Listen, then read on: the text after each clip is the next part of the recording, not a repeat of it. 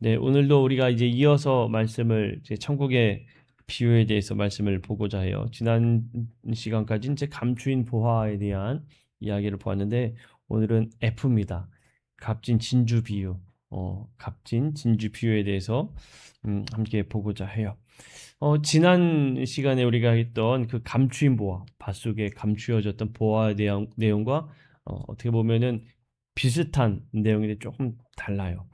내용이 그렇죠. 한 상인이 좋은 진주를 찾아다니다가 마침내 아주 극진히 좋은 값진 진주 하나를 발견하게 됐을 때 빨리 집에 가서 자기의 전 재산을 팔아서 진주를 산다라는 겁니다. 지난번과는 좀 다른 거는 좋은 진주를 찾고 있었다. 이게 조금 다르죠. 지난번에는 밭을 일구다가 우연찮게 발견한 거라면 지금은 그 진주 하나를 찾고자 했던 탐구했던 그 의미가 상당히 다르다라는 것을 알 수가 있어요. 근데 여러분 우리가 좀 의아한 부분이 있습니다. 뭐냐면 진주 하나 발견했는데 뭔 재산을 다 파나 그런 생각이 들지 않아요. 그죠? 그 진주가 뭐라고? 지금 여러분 시세 한번 검색해 보십시오. 진주가 얼마나 하는지. 생각보다 값이 쌉니다. 그리고 뭐 필리핀 같은 경우에는요. 진주를 막 손쉽게도 구할 수 있는 그런 곳도 있어요. 그러니까 진주가 우리가 생각할 때 아주 뭐 전재산을 다 팔 만큼 그렇게 값비싼 보물이냐? 또 그렇지 않거든요. 근데 왜 진주가 이렇게 값비싸게 뭐 다 팔 만큼의 이러한 값어치에 대한 의미를 가지고 있나 우리가 생각을 해보게 되잖아요. 제가 한번 좀 궁금해서 찾아봤습니다. 당시에 진주의 값어치는 어느 정도인가?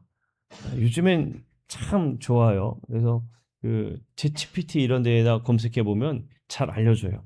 그래서 그 마가리타라고 하는데 당시 예수님 시대 전후 1세기 로마 유대권에서의 진주의 값어치에 대해서 제가 좀 설명해 드릴게요. 이제 문헌에 보여주는 진주의 상한선입니다. 그러니까 최고급 사례일 수도 있어요. 단일 진주 한 개 600만 세스테르티우스라고 하는데 세스테르티우스는 당시 이제 화폐 가치겠죠. 세스테르티우스는 이제 카이사르 로마 황제겠죠. 카이사르가 세르빌리아라는 사람에게 600만 세스테르티우스짜리 진주를 사주었다라고 기록이 되어 있어요. 일단 기억 좀 해보세요. 600만 세스테르티우스. 아마 세스테르티우스가 기억이 안 나면 600만 이렇게만 기억을 한번 해보십시오. 또 어떤 데는요, 그 진주 세트 가치로 4천만 세스테르티우스가 기록된 것도 있어요. 어떤 폴리니우스가 룰리아 파울리나가 연애 에메랄드와 진주로 4천만 세스테르티우스어치를 착용했다. 뭐 이런 이야기도 있고요. 진주 한 개를 1,000만 세스테르티우스급으로 소비했다라는 얘기도 있는데 자, 클레오파트라 여러분들 다 아시죠? 클레오파트라가 한 번 연애하는데 1,000만 세스테르티우스를 쓰겠다면 진주를 식초에 녹여서 마시는 이야기 이게 기록되어 있다고 해요.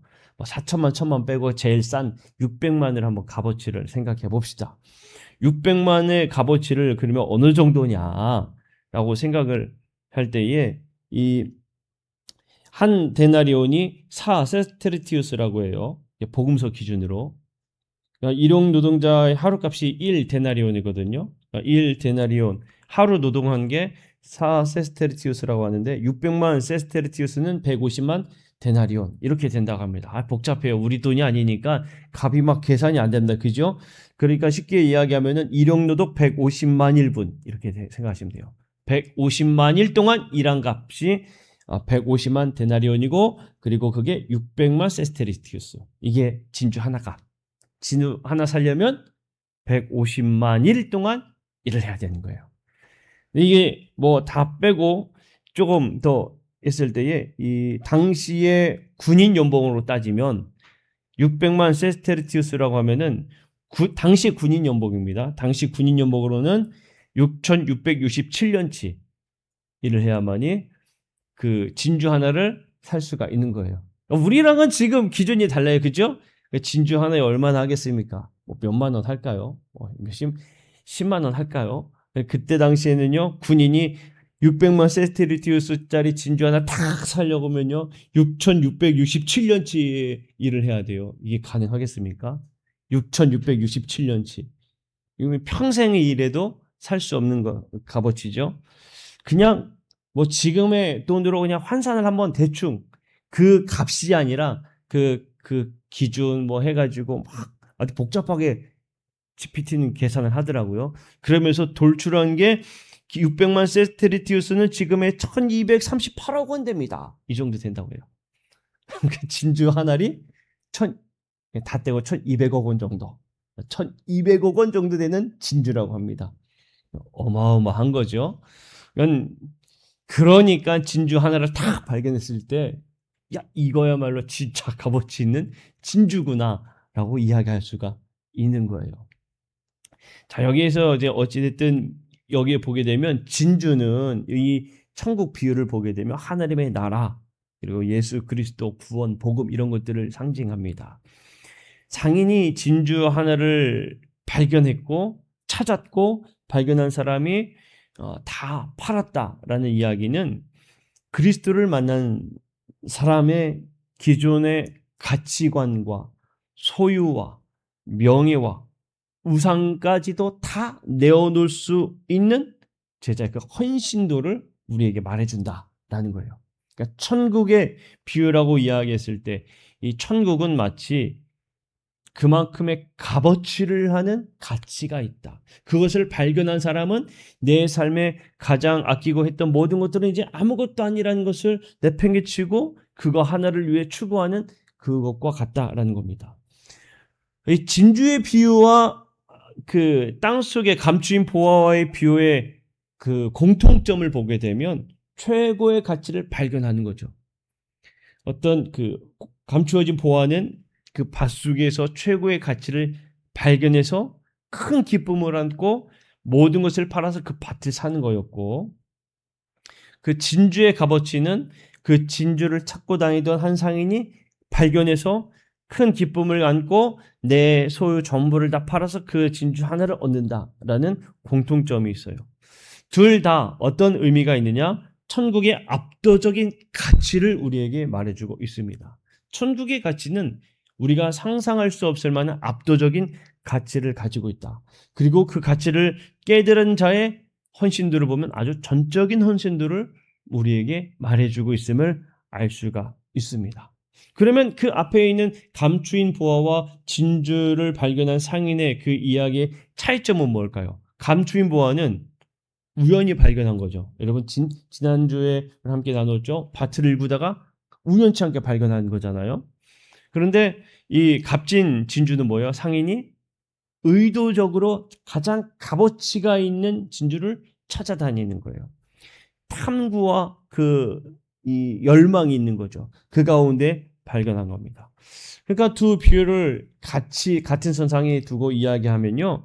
하나님 나라를 우연히 발견하든 혹은 내가 정말 찾고자 해서 발견하든 발견한 뒤에는 모두 그 결론이 똑같다라는 걸 말해주는 거예요. 그것을 발견했을 때의 그 결론은 똑같다.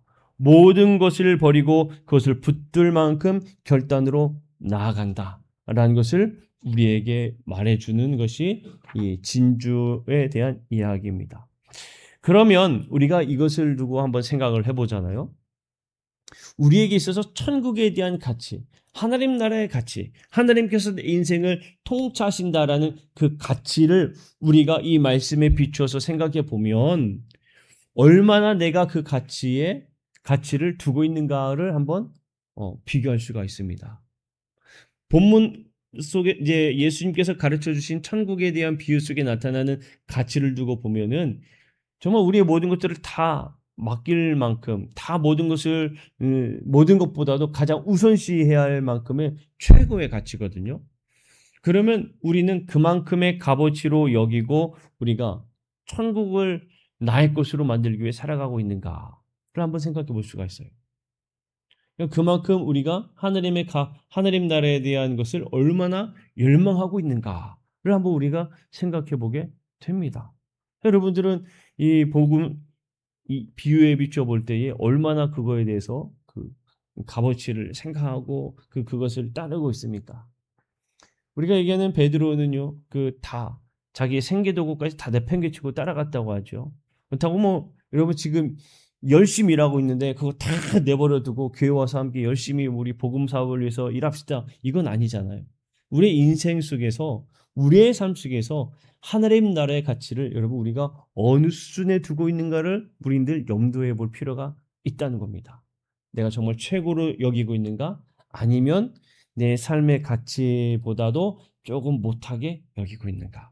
한번 이 말씀을 비유해서 한번 여러분들 스스로 생각해 보시고 그 값어치가 어느 정도로 내가 두고 있는가를 한번 생각해 보십시오. 어, 생각보다 많은 분들이 저도 그렇지만 때때로 하느님 나라를 가장 우선순위 두겠다고 이야기하면서도 그렇지 못할 때가 많이 있음을 발견하게 됩니다.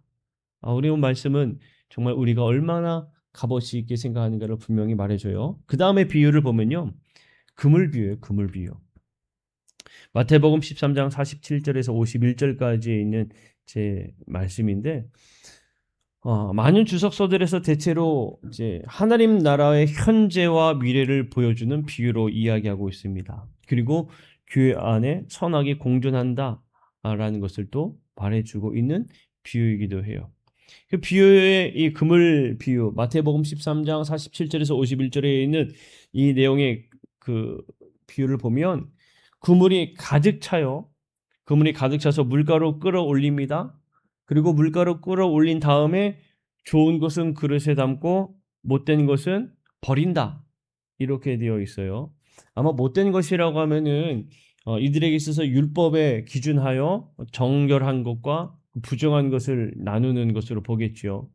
율법으로는 그런 것일 테고 어쨌든 이 천국의 비유 속에서 그물 비유는 모두 그물 안에 담겨 있다라는 거예요. 모두 그물 안에 담겨 있다. 그리고 마지막 때에 그것이 구별된다라는 것을 말해줘요. 그럼 바다는 세상의 모든 사람들을 이제 상징적으로 이야기하는 것이다라고 볼 수 있습니다. 세상에 있는 모든 사람들이 그물에 들어가 있는 거죠.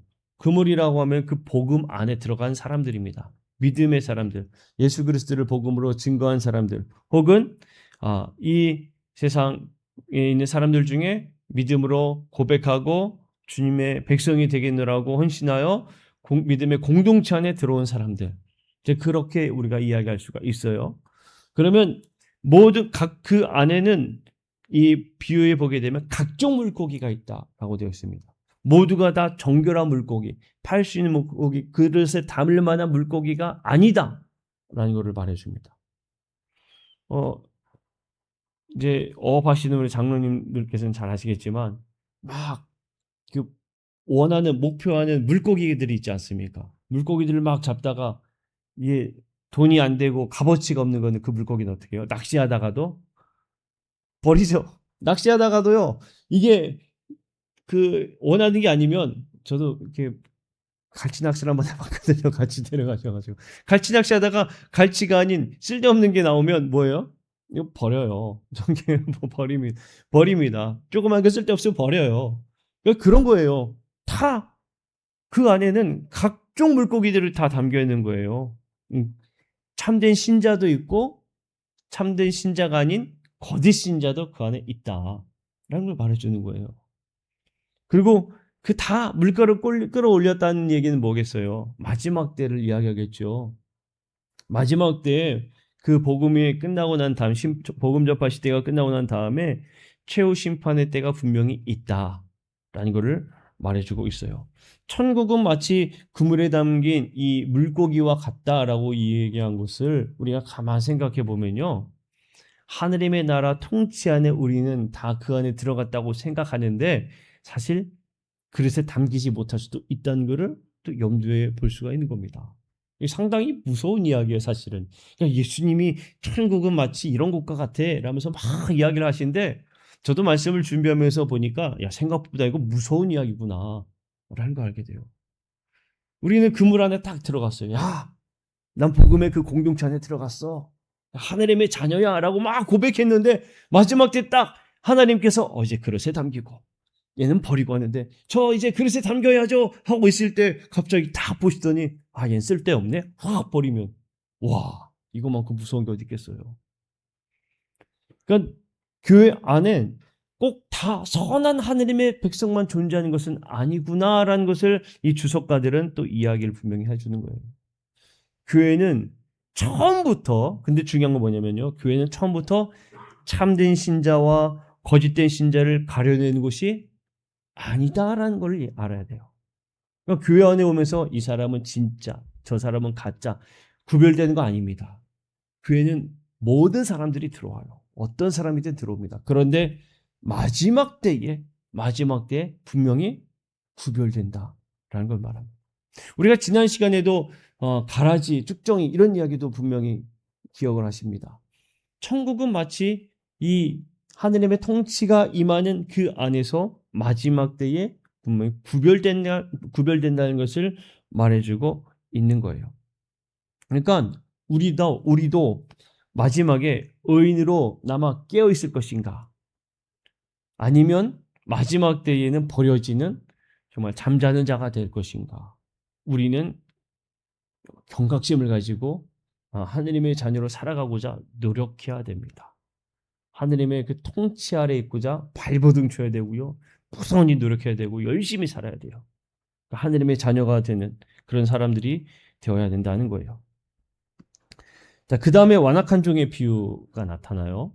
완악한 종의 비유는 마태복음 18장 21절에서 35절까지의 말씀인데, 자, 이 이야기는 뭐냐면 그거죠. 그 형제를 얼마나 용서해야 됩니까? 라는 이 베드로의 이야기예요. 형제를 얼마나 용서해야 하느냐에 대한 이 베드로의 질문에 대한 대답이 이 이야기죠. 천국, 하느님 나라에 대해서 우리가 생각할 때에 그러면 이 부분은요. 그 완악한 종의 비유에 대해서 얼마나 용서해야 됩니까? 라는 이야기는 하느님의 통치가 임했을 때 공동체 관계가 어떤 성격을 띄워주어야 하는가 이거를 말해주는 겁니다. 하느님의 통치가 임했을 때 그러니까 그러므로 천국은 어떤 임금과 같으니 라고 쓰여져 있거든요. 여기서 예수님이 말씀하시고자 하는 것은 천국은 죽어서 가는 곳은 이런 곳이다 라고 하기보다는 하느님의 통치를 받는 우리가 어떠한 삶이 되는가를 말해주는 거예요. 자, 여기에서 몇 번까지 용서해 주어야 합니까? 라는 베드로가 질문을 해요.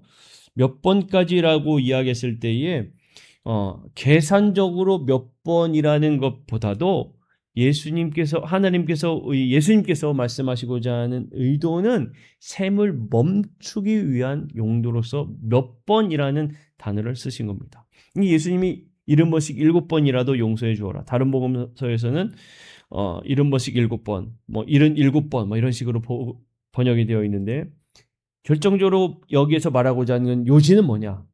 제한 없이 제한 없이 무제한적으로 언제까지 용서해야 됩니까? 라고 했을 때 이거는 제한 없이라는 것을 말씀해 주고 있는 이 말씀입니다. 당시에는 랍비들이요 용서에 대한 이야기를 할 때에 랍비들이 이야기하는 허용 범위가 몇 번인지 아십니까? 랍비들이 이야기하는 용서할 때 허용 범위 당시 몇 번일 것 같으세요? 우리가 좋아하는 숫자 중에 하나예요. 예? 7번, 7번 많이 쓰신 거예요.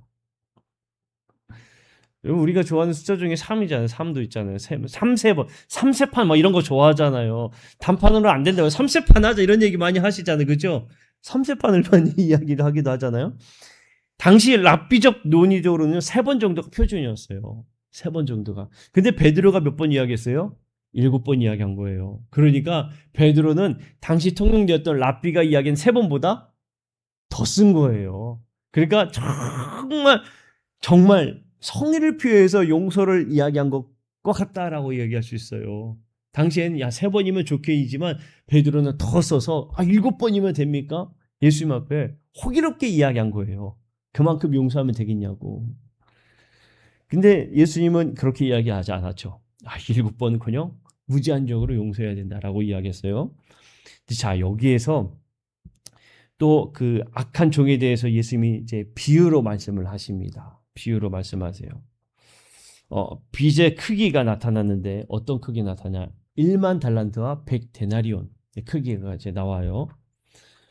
이 비유는요, 의도적으로 갚을 수 없는 빚과 현실적으로 갚을 수 있는 빚을 극단적으로 대비시킵니다. 1만 달란트는 갚을 수 없는 빚의 양이에요. 100데나리온은 현실적으로 계산이 되어지는 이 금액이에요. 1만 달란트는 그리스어로 이제 가장 큰 수의 결합이라고도 해요. 가장 큰 수의 결합. 현대로는 뭐 100만 달러 뭐 이런 식으로 가장 큰 부자 할 때 100만 달러, 뭐 100만 장자 이런 얘기 하잖아요. 그것과 비슷합니다. 100데나리오라고 이야기하는 건 약 세 달치 세 달치의 노동값, 월급 이야기했을 때 세 달치 월급 이렇게 생각할 수가 있어요. 근데 1만 달란트 하면은 그래도 여러분 이게 계산이 좀 되면 좋겠죠. 환산을 또 해봐야 되겠어요. 환산을 좀 해봅니다. 그 1만 달란트는 현재 돈으로 얼마나 될까를 계산을 해봅니다. 먼저 이게 여기에서 이 1만 달란트가 금인지 은인지 나오진 않아요. 은으로 먼저 계산을 해보면 은 1만 달란트로 환산을 하면요. 대략 얼마 정도 될 것 같으세요? 1만 달란트. 은일 경우입니다. 은. 은입니다. 은. 은으로 1만 달란트는 얼마 정도 될까요? 10억. 10억도 진짜 많잖아요. 그죠? 조금 더 쓰셔도 돼요. 얼마 정도 될 것 같으세요? 은으로 계산하면. 네? 은으로 계산하면요. 이게 지금 돈으로 환산했을 때 은 1만 달란트라 하면은 1.2조래요. 1.2조. 이거는 은으로 기준인 거예요. 은. 그러면 금으로 하면 얼마나 되냐? 금으로 하면 33.8조 이렇게 된대요. 33.8조. 1조라는 돈도 우리가 구경할 수 없거든요. 1억 원 얘기할 때도 어마어마한 돈인데 33.8조. 이건 뭐 계산할 수 없는 돈이죠. 1만 달란트라고 이야기하면. 이게 금인지 은인지는 알 수는 없습니다만. 데나리온은 이제 100데나리온 이야기하면은 석 달치 임금이죠. 석 달치 임금. 300만 원이라고 한번 해봅시다. 그러면은 석 달치 하면은 900만 원. 조금 더 써서 1000만 원 정도 생각해 보자고요. 그러니까 1조가 넘는, 아니 33조가 될 수도 있죠. 그거와 1000만 원, 비교가 안 돼요. 자, 그런데 고대 이 주석 계열을 보게 되면요, 팔레스타인의 연간 수입을 훨씬 넘는 수준일 것이다라고까지도 이야기를 해요. 그러니까 100데나리온은 그냥 절망적인 것 자체를 표현하는 이야기이기도 하다라고요. 자, 그러나 어찌됐든 중요한 거는요, 왕은 이 악한 종에 대해서 이야기할 때 처음에 악한 종으로 나오진 않잖아요. 이 종이 1만 달란트 빚진 종에게 왕이 한 거는 뭐냐? 유예가 아니라 그래 너 갚을 때까지 내가 좀 밀어줄게가 아니라 탕감입니다. 탕감. 없는 걸로 해줄게. 탕감이에요. 탕감. 그런데 이 완악한 이 종은 어떠했습니까? 탕감을 받았지만 100데나리온 받은 그 빚쟁이를 가두었죠. 본인은 갚을 수 없는 것에 대해서 완전히 없이 된 건 탕감을 받았음에도 불구하고 겨우 얼마 되지 않은, 그에 비해서 얼마 되지 않은 100데나리온에 대한 그 사람에 대해서는 그를 아주 힘들게 했다. 가두었다라고 이야기해요. 결말이 어떻게 되냐면 왕이 그를 가두고 형벌에 두었다라고 이야기하고 있습니다. 중요한 거는 이 이야기를 말해주고 있는 이 비유는요, 뭘 우리에게 말해주고 싶은가 하면요, 하느님의 통치를 받은 사람들은, 하느님의 통치가 임하는 사람들은 말로만이 아니라 진실된 마음의 이 움직임과 마음의 변화가 있어야 된다라는 것을 우리에게 말해주고 있는 거예요. 천국은 마치 무엇과 같냐? 천국은 하늘의 통치가 만들어내는 새 관계의 질서와 같다라고 말하는 겁니다. 핵심은 뭐냐면 이 비유의 핵심은 착한 사람은 천국 간다 이게 아니에요. 하느님의 통치가 임하는 곳에는 당연히 하느님의 질서가 임해야 된다는 겁니다. 하느님의 통치로 우리가 죄의 사함을 받았죠. 완전 탕감받은 겁니다. 그죠? 그러면 그 탕감받은 우리도 다른 이들의 그 힘들게 어렵게 하는 우리 마음의 이 빚들을 다 어떻게 해줘야 된다고요? 탕감해 줘야 된다. 이거를 말해주는 거예요. 그냥 용서가 아니에요. 아, 그래, 내가 입으로는 용서하지만 어떻게 그럴 수 있어? 정도가 아니라 그냥 우리가 그 통치 아래 있으면 우리도 똑같은 그 통치대로 살아가야 함을 말해주고 있는 겁니다. 사회와 문화적으로 보게 되면요, 당시에 명예가 있고 보복이 있다라고 한다면 하느님의 통치가 임하는 순간에는 명예, 보복 이런 것은 아무런 문제가 되지 않는 겁니다. 대가를 받지 않는 탕감을 이미 우리가 받았기 때문에 하느님의 나라의 통치를 받은 우리는 똑같이 대가를 바라지 않고 탕감해주는 그 질서 안에 있어야 된다라는 것을 우리에게 말해주는 거예요. 천국은 그러면 계산서 없는 낭만이냐? 아니에요. 중요한 건 여기서 누가 먼저 탕감해 주는 것을 봐야 되냐면 왕이 탕감해 주었다라는 것을 우리가 분명히 봐야 돼요. 왕이 먼저 탕감해 주었고 왕의 탕감을 받은 자라는 것을 우리가 눈여겨볼 필요가 있는 겁니다. 그러니까 천국의 시민성이라는 것은요, 용서의 계산이 아니에요. 용서의 체질로 우리가 변해야 되는 거예요. 용서의 체질로. 다 그래 괜찮아. 다 뭐든지 용서해 줄 수 있는 그런 믿음의 사람들이 되어야 한다라는 것을 말해주는 겁니다. 그러니까 베드로가 7번이라고 이야기했을 때 우리가 그래도 충분히 참을 만큼 참도록 용서해야 되죠? 라고 이야기를 했을 때에 예수님은 아니야. 참을 만큼 참음이 아니라 완전히 그냥 용서해 줘야 돼 라고 말해주는 거예요. 어떤 사람이 하느님의 통치를 받은 사람이. 자, 그러면 교회도 마찬가지죠. 교회도 완전히 용서할 수 있는 그런 믿음의 공동체가 되어야 한다라는 것을 우리에게 말해줘요. 여러분, 근데 이게 참 어렵습니다. 쉽지 않고요. 얼마나 어려운지 몰라요. 믿음의 공동체 안에서도 이 하느님의 통치가 그대로 이루어지는 것이 현실 우리가 볼 때에 얼마나 어려운지 몰라요. 지금도 그런 일들이 일어나지 않는 모습들을 참 많이 보고 있는데 우리가 그만큼 하느님의 탕감받은 자라는 사실을 늘 마음에 새겨야 되는 걸 여러분 꼭 기억하시기를 축복합니다. 어떠한 마음의 분이 일어날 때에 우리는 그런 마음을 가져야 돼요. 아니, 우리는 부지런히 나는 탕감받은 자다, 용서받은 자다라는 마음을 가지고 살아가야 된다라는 겁니다. 자, 그 다음에 포도원 품꾼의 비유인데 여기까지만 우리가 할까요?